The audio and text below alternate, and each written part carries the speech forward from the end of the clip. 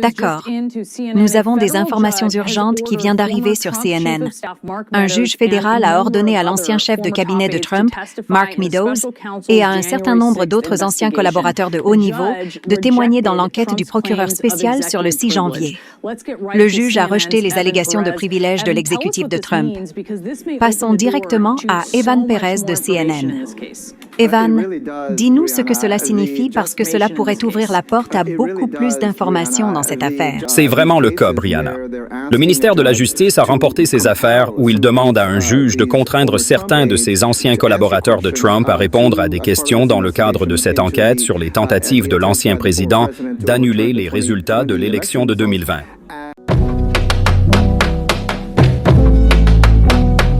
D'accord. Nous avons des informations urgentes qui viennent d'arriver sur CNN.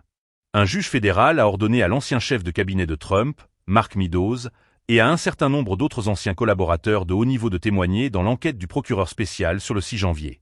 Le juge a rejeté les allégations de privilèges de l'exécutif de Trump. Passons directement à Evan Perez de CNN. Evan, dis-nous ce que cela signifie parce que cela pourrait ouvrir la porte à beaucoup plus d'informations dans cette affaire. C'est vraiment le cas, Brianna. Le ministère de la Justice a remporté ces affaires où il demande à un juge de contraindre certains de ses anciens collaborateurs de Trump à répondre à des questions dans le cadre de cette enquête sur les tentatives de l'ancien président d'annuler les résultats de l'élection de 2020. Et il ne cesse de gagner parce que les juges estiment que, en raison de l'importance de cette enquête. D'accord. Alors, imaginez ceci. Vous êtes au tribunal. Vous êtes sous serment. Et vous racontez votre version des faits. Vous avancez certaines affirmations. Vous présentez certains faits. Et puis le juge, qui a soigneusement tout examiné, lève les yeux et dit « Attendez une minute. Cela ne concorde pas. » Lève les yeux et dit « Attendez une minute.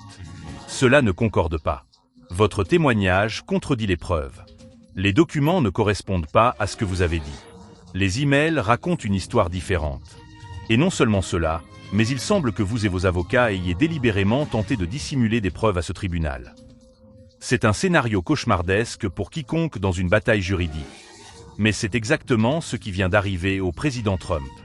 Un juge fédéral vient de révéler de multiples contradictions dans le témoignage sous serment de Trump, a dénoncé la mauvaise foi de son équipe juridique et la dissimulation délibérée, et a démantelé les défenses juridiques sur lesquelles son camp s'appuyait. C'est dévastateur pour Trump. C'est le genre de chose qui peut détruire votre crédibilité devant le tribunal et entraîner de graves conséquences juridiques. Et tout cela se produit en ce moment dans plusieurs affaires simultanément. Mais avant d'aller plus loin, très vite, soyons honnêtes, vous ne pouvez plus vraiment faire confiance aux médias grand public. C'est pourquoi nous avons créé Pump Politique pour vous apporter de vraies histoires, un vrai contexte et sans influence corporative. Si vous voulez devancer les gros titres, rejoignez notre newsletter gratuite. Nous vous enverrons les nouvelles directement dans votre boîte de réception tous les jours. Cliquez simplement sur le lien dans la description pour vous inscrire. Et si vous voulez simplement soutenir ce que nous faisons, rejoignez-nous. Faites partie de la communauté qui se soucie vraiment de la vérité. D'accord, revenons à la vidéo. L'affirmation de l'ancien président selon laquelle ceci est protégé par le privilège de l'exécutif ne tient tout simplement pas. Dans ce cas, nous parlons de Mark Meadows, qui est bien sûr l'ancien chef de cabinet. C'est un témoin très important. Il était présent tout au long de cela. Et dans certains cas, il a joué un rôle clé en essayant de faire pression sur des personnes pour les amener à soutenir les fausses allégations de fraude électorale de l'ancien président. Vous voyez là une liste de certains autres collaborateurs. John Ratcliffe, Robert O'Brien, Stephen Miller, Dan Scavino, tous ces gens sont, dans certains cas, venus et ont refusé de répondre à certaines questions parce que l'ancien président invoquait ce privilège de l'exécutif. Le juge dans cette affaire, Berry Lowell, qui était une ancienne juge en chef du tribunal fédéral de Washington D.C., a statué qu'ils doivent se conformer à la demande du ministère de la Justice de répondre à ces questions. Maintenant, nous ne parlons pas d'un seul juge dans une seule affaire. Nous parlons de plusieurs juges fédéraux à travers différentes procédures qui arrivent tous à la même conclusion, que les déclarations de Trump ne correspondent pas aux preuves, que ses arguments juridiques sont infondés, que son équipe a tenté d'induire le tribunal en erreur. Un panel de 3 juges fédéraux d'appel vient de qualifier les arguments juridiques de Trump d'infondés. Ils ont pointé des emails, des mémos et des documents financiers que l'équipe juridique de Trump avait délibérément cachés au tribunal. Ils ont utilisé des expressions comme « mauvaise foi » et « dissimulation délibérée » dans leurs décisions. Ce sont des mots durs de la part de juges fédéraux. Ce sont le genre de mots qui signalent qu'un juge a perdu patience avec vos tactiques juridiques. Et lorsque les juges commencent à utiliser ce genre de langage, vous êtes dans de sérieux ennuis parce que cela signifie qu'ils ne vous font plus confiance. Ils pensent que vous avez tenté de tromper le tribunal et une fois que vous perdez la confiance judiciaire, il est presque impossible de la retrouver. Ensuite, il y a le juge Arthur Engoron dans l'affaire de fraude new-yorkaise. Il préside le procès pour fraude financière de Trump et vient de rendre des décisions qui ont complètement démoli la défense de Trump. Les avocats de Trump ont plaidé que les clauses de non-responsabilité sur ses états financiers le protégeaient des accusations de fraude. Que quiconque s'est fié à ses états financiers aurait dû faire sa propre due diligence. Que les clauses avertissaient les gens de ne pas prendre les chiffres pour argent comptant. Mais le juge Engoron n'est pas tombé dans le panneau. Il a réfuté ces tentatives et a déclaré dans ses décisions que Trump a soumis des évaluations frauduleuses. Il a dit qu'il y avait de nombreuses erreurs évidentes dans les états financiers de Trump, des erreurs qui prouvaient la responsabilité. Ainsi, le juge dit essentiellement que ce n'était pas seulement des erreurs ou des différences d'opinion sur la valeur des propriétés. C'étaient des déclarations frauduleuses avec des erreurs évidentes qu'aucune personne raisonnable ne ferait accidentellement. C'est un juge qui qualifie Trump de fraudeur. C'est un juge qui dit que les preuves démontrent que Trump a menti sur ses finances. Et c'est pire. La juge fédérale Sarah Ellis a constaté que des images de caméras corporelles et d'autres preuves ont exposé plusieurs responsables de l'administration Trump qui avaient menti sur l'usage de la force dans quelque chose appelé « Opération Midway Bleeds ». Ces responsables agissaient sur des ordres directs de la Maison-Blanche et les images des caméras corporelles ont montré qu'ils ne disaient pas la vérité sur ce qui s'était passé. La juge a estimé que leurs témoignages n'étaient pas crédibles, que les preuves contredisaient ce qu'ils avaient dit sous serment. Et cela sape davantage la crédibilité de Trump devant les tribunaux fédéraux parce que cela montre un schéma. Cela montre que les personnes travaillant pour Trump, suivant ses ordres, sont prêtes à mentir sous serment. Et quand vous voyez ce schéma, les juges commencent à se demander si le problème remonte jusqu'au sommet. Maintenant, je sais ce que certains d'entre vous pensent. Vous pensez, c'est reparti. Une autre histoire sur Trump devant les tribunaux. Un autre juge qui est censé l'exposer, mais il ne se passe jamais rien. Il s'en sort toujours. Et regardez, je comprends ce cynisme. Nous avons vu Trump survivre à tant de défis juridiques qu'on a parfois l'impression qu'il est intouchable. Mais cette fois, c'est différent. Ce ne sont pas que des accusations. Ce sont des juges fédéraux dans des décisions écrites qui relèvent des contradictions spécifiques entre le témoignage de Trump et les preuves. Ce sont des juges qui utilisent un langage comme « mauvaise foi »,« dissimulation délibérée » et « évaluation frauduleuse ». Ce sont des juges qui disent que Trump et son équipe ont tenté d'induire le tribunal en erreur. C'est grave. Cela a de réelles conséquences juridiques et cela se produit dans plusieurs affaires simultanément. Et de l'autre côté, les partisans de Trump pensent probablement qu'il s'agit simplement de plus de lawfare, guerre juridique, de plus de juges politiquement motivés essayant de faire tomber Trump, de plus de l'establishment qui weaponise les tribunaux contre lui. Et oui, il y a définitivement un élément politique dans certaines de ces affaires. Mais voici la chose.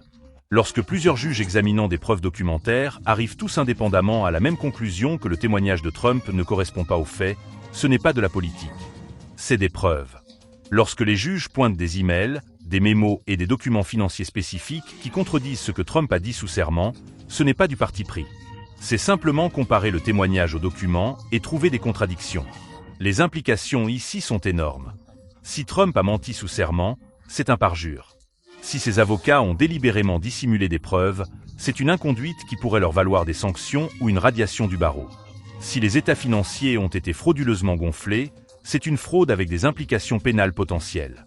Et si des responsables de l'administration ont menti sur l'usage de la force tout en exécutant les ordres de Trump, cela soulève des questions sur ce que Trump savait et quand il l'a su.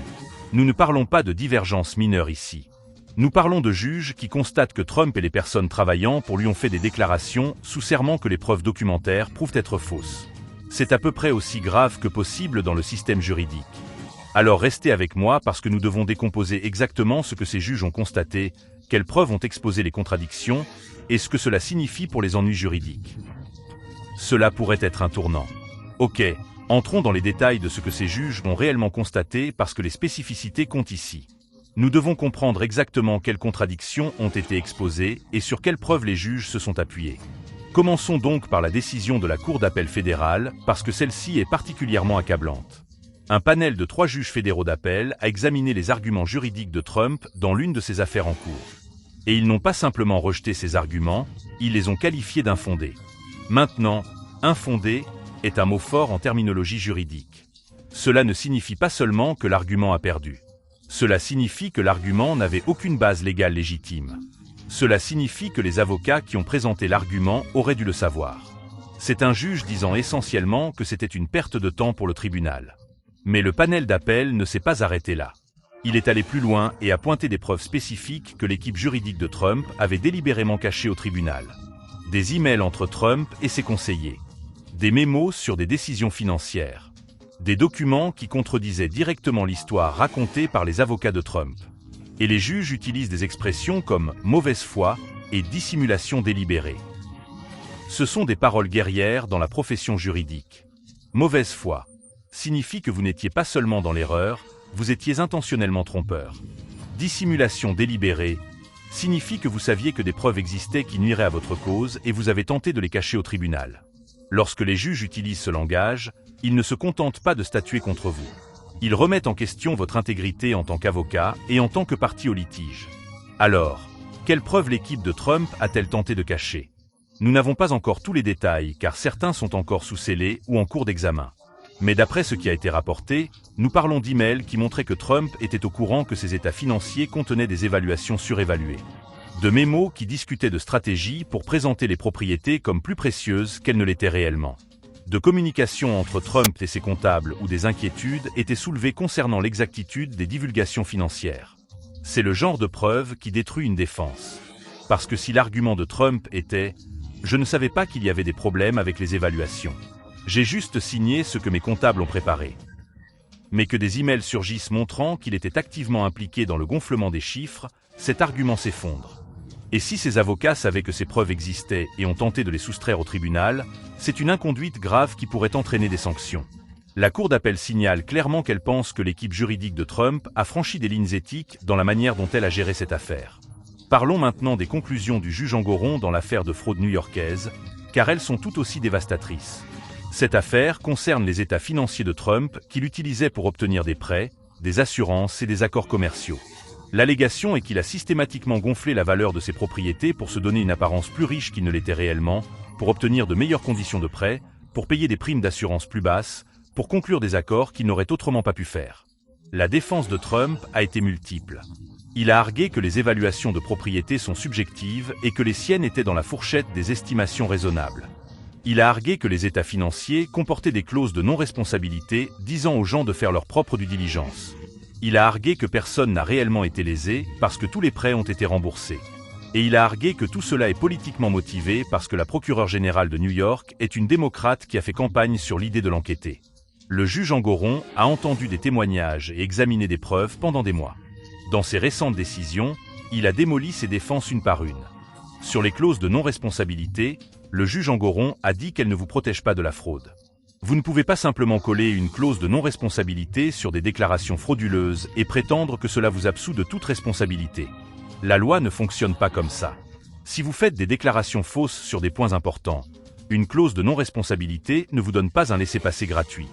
Et le juge Engoron a constaté que les déclarations de Trump contenaient des évaluations frauduleuses. Pas seulement des évaluations agressives ou des estimations optimistes, mais des évaluations frauduleuses, des valeurs si éloignées de la réalité qu'elles ne pouvaient pas s'expliquer par de simples différences d'opinion honnêtes. Et il a pointé de nombreuses erreurs évidentes qui prouvaient qu'il ne s'agissait pas seulement d'un désaccord sur la méthodologie. C'étaient des gonflements délibérés de la valeur. Par exemple, Trump a affirmé que son triplex à Trump Tower était 3 fois plus grand qu'il ne l'était en réalité. Ce n'est pas une différence d'évaluation subjective. C'est juste une fausse déclaration de la surface. Il a évalué Mar-a-Lago comme s'il pouvait être vendu comme une résidence privée alors que des restrictions d'actes l'interdisaient. Ce n'est pas un différend sur la méthode d'évaluation. C'est ignorer les restrictions légales qui affectent la valeur. Ce sont le genre d'erreurs évidentes dont parle le juge Engoron. Des choses qui montrent qu'il ne s'agissait pas seulement de comptabilité agressive. C'était de la fraude. Et voici ce qui rend cela si significatif. Les conclusions du juge Engoron ne sont pas que des opinions. Elles sont basées sur des preuves documentaires. Des emails entre Trump et ses comptables. Des feuilles de calcul montrant les calculs. Des documents de propriété qui prouvent la surface réelle ou les restrictions. Des documents financiers qui montrent les valeurs marchandes réelles. Ainsi, lorsque Trump témoigne qu'il croyait que les évaluations étaient exactes, le juge peut pointer des documents qui montrent que Trump savait qu'elles ne l'étaient pas. Lorsque Trump dit qu'il s'est fié à des experts, le juge peut pointer des emails où ces experts ont soulevé des inquiétudes et Trump les a rejetés.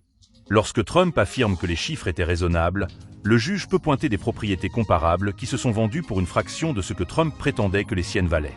C'est pourquoi la crédibilité compte devant le tribunal. Une fois qu'un juge constate que vous avez fait de fausses déclarations sous serment, il cesse de croire quoi que ce soit que vous disiez sans preuve corroborante. Ensuite, il y a la situation de l'opération Midway Bleeds, qui ajoute une autre couche à ce schéma de faux témoignages. L'opération Midway Bleeds était une opération de l'administration Trump impliquant le déploiement de la garde nationale. Des responsables de l'administration ont témoigné sur ce qui s'est passé pendant cette opération. Ils ont fait des déclarations sous serment sur l'usage de la force, sur les ordres donnés, sur la façon dont l'opération a été menée. Mais ensuite, la juge Sarah Ellis a examiné des images de caméras corporelles et d'autres preuves. Et elle a constaté que ce que les responsables avaient dit sous serment ne correspondait pas à ce que la vidéo montrait. Les images des caméras corporelles contredisaient leurs témoignages. D'autres preuves documentaires ont montré qu'ils ne disaient pas la vérité sur des détails clés. Et la juge Ellis n'a pas mâché ses mots. Elle a dit que leurs témoignages n'étaient pas crédibles. Elle a constaté qu'ils avaient menti sur l'usage de la force. Et elle a noté que ces responsables agissaient sur des ordres directs de la Maison-Blanche. Donc, il ne s'agissait pas seulement d'agents isolés agissant de leur propre chef. C'étaient des personnes exécutant les ordres de Trump qui ont ensuite menti à ce sujet sous serment. Pourquoi auraient-ils menti? Eh bien, probablement parce que la vérité aurait donné une mauvaise image de Trump. Probablement parce que les images des caméras corporelles montrent des usages de la force qui n'étaient pas justifiés. Probablement parce qu'admettre ce qui s'est réellement passé aurait exposé l'administration à une responsabilité juridique. Alors, ils ont inventé une histoire. Ils ont coordonné leurs témoignages et ils ont espéré que personne ne le vérifierait par rapport aux preuves physiques. Mais la juge Ellis a vérifié. Elle a examiné les images des caméras corporelles image par image. Elle les a comparées à leurs témoignages et elle a trouvé les contradictions. Et maintenant, ces responsables ont perdu toute crédibilité devant le tribunal. Et Trump, par extension, a un autre problème juridique parce que si les personnes exécutant ces ordres sont prêtes à mentir sous serment, cela suggère une culture de la malhonnêteté qui remonte jusqu'au sommet. Relions ces points parce que le schéma est important. Nous avons des juges fédéraux dans plusieurs affaires qui constatent que Trump ou des personnes travaillant pour lui ont fait de fausses déclarations sous serment. Nous avons des juges qui pointent des preuves documentaires, des emails, des mémos, des images de caméras corporelles, des documents financiers qui prouvent que le témoignage était faux. Nous avons des juges qui utilisent un langage comme mauvaise foi, dissimulation délibérée, évaluation. Ce ne sont pas des incidents isolés. C'est un schéma, et les schémas comptent en droit. Lorsque vous voyez quelqu'un faire à plusieurs reprises de fausses déclarations sous serment dans plusieurs affaires, cela en dit long sur son caractère et sa crédibilité. Cela signifie que les juges dans de futures affaires seront sceptiques quant à tout ce qu'il dit. Cela signifie que les jurés seront informés de ses antécédents de malhonnêteté. Cela signifie que la présomption de véracité avec laquelle la plupart des témoins commencent ne s'applique plus. Et voici ce qui est encore pire pour Trump. Certaines de ces affaires sont civiles et d'autres sont pénales. L'affaire de fraude new-yorkaise est civile, ce qui signifie que les pénalités sont financières. Mais le parjure, mentir sous serment, c'est un crime. Si les procureurs décident d'inculper Trump pour parjure sur la base de ces contradictions que les juges ont exposées, c'est une toute autre histoire. C'est une potentielle peine de prison, pas seulement des amendes ou des restrictions commerciales. Une responsabilité pénale réelle. Maintenant, les procureurs vont-ils réellement engager des poursuites pour parjure? C'est une question compliquée. Le parjure est notoirement difficile à prouver. Vous devez montrer que la personne a sciemment fait une fausse déclaration sur un fait important. Vous devez prouver qu'elle savait que c'était faux au moment des faits. Vous devez montrer que cela importait pour l'affaire. Et vous devez convaincre un jury au-delà de tout doute raisonnable. C'est une barre haute. Mais lorsque vous avez des juges qui constatent déjà dans des décisions écrites que le témoignage a été contredit par des preuves documentaires, lorsque vous avez des emails et des vidéos qui prouvent que les déclarations étaient fausses, cela facilite grandement le travail du procureur. Les implications politiques de tout cela sont également significatives. Trump est dans son second mandat. Il fait face à de multiples défis juridiques. Et maintenant, nous avons des juges qui dénoncent publiquement des contradictions dans son témoignage. C'est des munitions pour ses opposants. C'est des preuves qu'ils peuvent pointer lorsqu'ils disent que Trump est malhonnête. Lorsqu'ils disent qu'il n'est pas représenté, parce que cela affecte sa capacité à faire campagne pour d'autres républicains. Cela affecte son influence au sein du parti. Cela affecte la façon dont l'histoire jugera sa présidence. Alors, où tout cela va-t-il aller maintenant? Que se passe-t-il ensuite? À court terme, les équipes juridiques de Trump feront appel de toute décision défavorable. Ils argumenteront que les juges ont eu tort. Ils crieront au parti pris. Ils essaieront que des juridictions supérieures annulent ces conclusions, et certains appels pourraient réussir sur des bases techniques, mais les conclusions sous-jacentes sur la crédibilité sont difficiles à renverser. Lorsqu'un juge de première instance qui a entendu le témoignage et examiné les preuves dit qu'un témoin n'était pas crédible, les cours d'appel s'en remettent généralement à cela. Ils n'étaient pas dans la salle d'audience. Ils n'ont pas vu le témoin témoigner, donc ils acceptent typiquement les déterminations de crédibilité du juge du procès, ce qui signifie que ces conclusions sont susceptibles de rester. Dans l'affaire civile pour fraude, nous nous dirigeons vers un jugement final sur les pénalités. Le juge Engoron a déjà constaté la responsabilité. Maintenant, il détermine combien Trump doit payer et quelles autres restrictions imposer. Et étant donné qu'il a constaté des évaluations frauduleuses et des erreurs évidentes, les pénalités sont susceptibles d'être sévères. Cela ne va pas être une tape sur les doigts. Cela va être un jugement qui affecte sérieusement les finances et les opérations commerciales de Trump. Sur le front du parjure, les procureurs ont des décisions à prendre. Inculpent-ils Trump pour avoir menti sous serment? Poursuivent-ils les responsables de l'administration qui ont menti sur l'opération Midway Bleeds? Traitent-ils les contradictions dans le témoignage comme des preuves suffisantes pour engager des poursuites pénales? Ce sont des décisions difficiles parce que les poursuites pour parjure sont politiquement sensibles et juridiquement difficiles. Mais le fait que les juges aient déjà constaté que le témoignage a été contredit par des preuves donne au procureur une base solide s'il décide d'aller de l'avant. Et avec Trump dans son second mandat incapable de se représenter, certains des calculs politiques qui auraient pu dissuader les poursuites auparavant ne s'appliquent plus. Les procureurs pourraient estimer qu'ils ont plus de liberté pour poursuivre sans que cela soit perçu comme une tentative d'influencer une élection. L'autre question est de savoir comment Trump lui-même réagit.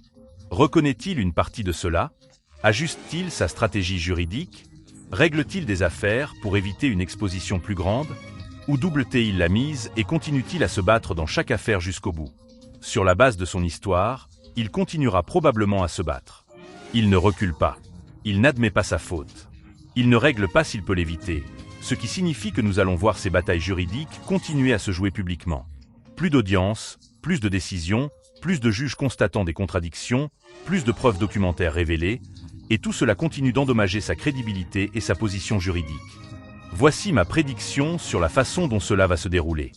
Le jugement dans l'affaire civile pour fraude va être massif. Trump fera appel, mais les conclusions fondamentales tiendront. Il finira par payer des pénalités significatives et faire face à des restrictions commerciales. La question du parjure restera ouverte pendant un moment.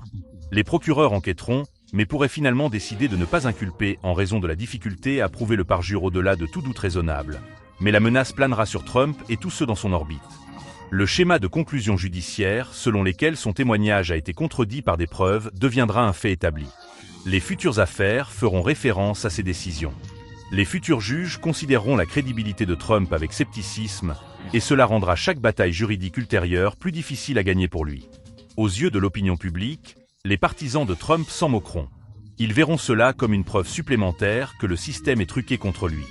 Mais tous les autres verront un schéma de malhonnêteté qui a été documenté par plusieurs juges examinant des preuves solides, et cela cimentera l'héritage de Trump en tant que personne qui a été répétitivement prise à avoir menti sous serment. En conclusion, Trump s'est fait prendre. Plusieurs juges ont examiné son témoignage, l'ont comparé à des preuves documentaires et ont trouvé des contradictions. Ils l'ont dénoncé dans des décisions écrites en utilisant un langage dur sur la mauvaise foi, la fraude et les fausses déclarations. Et ces conclusions ont de graves conséquences juridiques et politiques auxquelles Trump ne peut échapper. Il peut le présenter politiquement. Il peut crier au parti pris. Il peut faire appel. Mais les preuves documentaires existent. Les conclusions judiciaires sont dans le dossier, et elles ne disparaîtront pas. C'est la réalité à laquelle Trump est maintenant confronté. Un dossier juridique montrant un schéma de malhonnêteté qui le suivra dans chaque affaire restante et dans l'histoire.